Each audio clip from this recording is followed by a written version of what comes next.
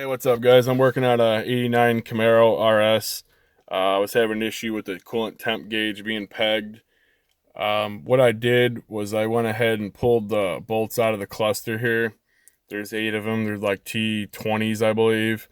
And then you pull the other trim out behind it, the plastic, and then you can pull the gauges out. Well, I pulled the temp gauge out, and it was like you could tell it was binding somewhere inside there.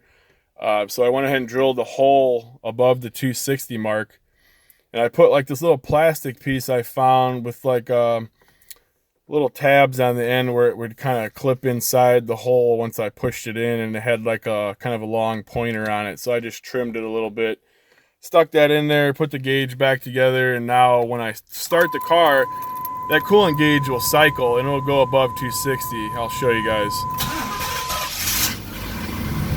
Now, I just started the car, so it's going to be cold, but the temp gauge works now, and you see when it cycles, it doesn't get stuck anymore.